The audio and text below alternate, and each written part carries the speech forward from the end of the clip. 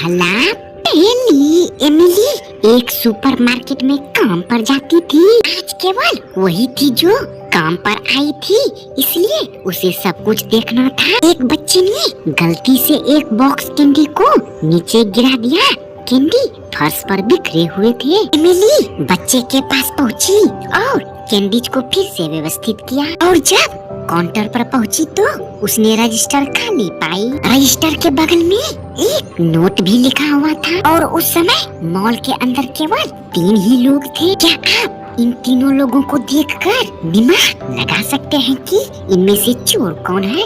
पहला, दूसरा या फिर तीसरा? गुरुजी, ये किस टाइप का पहेली है? इसमें कुछ भी समझ नहीं आया। अरे नेमुआ, समझ में आ जाएगा। इसमें चोर 2 नंबर का व्यक्ति है, क्योंकि नोट लिखने के बाद चोर ने पेन को बाईं ओर रखा, जिसका अर्थ यह है कि चोर एक बाएं हाथ से लिखने वाला व्यक्ति है और इनमें से बाएं हाथ से मोबाइल 2 नंबर का व्यक्ति ही चला रहा है, समझे? दूसरा, पहली बैरी एक सप्ताह के लिए कहीं घूमने गया था और जब वह घर लौटा तो उसने पाया कि उसके घर के सामान को किसी ने लूट लिया था। वह घबरा गया और तुरंत डिटेक्टिव मेहुल को फोन किया और उन्होंने मेहुल को बताया कि उन्हें अपने 3 मित्रों पर संदेह है। उसके बाद मेहुल उन तीनों से पूछताछ करना शुरू कर दिया, जिसमें सर्वकुंची बोला, मैं ठंडी जगह घूमने गया था, यह मेरी एक तस्वीर है। राहेला बोली, मैं समुद्र तट पर छुट्टी बिताने गई थी, यह मेरी एक तस्वीर है। और सैम बोला,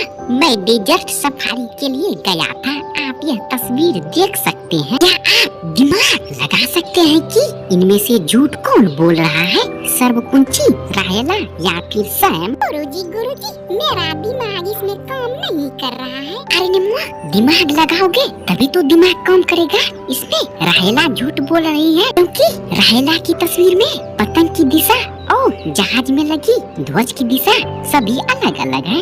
यह तस्वीर एडिटिंग किया हुआ है, समझे? तीसरा, पहली रोहन बर्फ पर घूमने गया था। जब वह घर लौटा तो उसने पाया कि किसी ने उसके घर से मूल्यवान वस्तु चुरा ली है। मेहुल जांच के लिए उसके घर के सामने आया और उसने देखा कि उसके घर के बाहर चोर के पदचिन्ह के निशान है। तभी मेहुल ने रोहन के रिश्तेदारों पर संदेह किया और उनसे पूछताछ की, जिसमें रोहन के चाचा बोले, मेरे पैर में चोट लगा है, इसलिए मैं व्हीलचेयर का उपयोग करता हूँ। मैं चल नहीं सकता हूँ, तो मैं चोरी कैसे करूँगा? उनकी बहन बोली, मैं उस दिन अपने घर पर थी, मुझे कुछ भी नहीं पता। उनकी चाची बोली, मैं उस दिन अपने घर को सजा रही थी। क्या आप दिमाग लगा सकते हैं कि इनमें से चोर कौन है? गुरुजी, चोर इनके चाचा होंगे।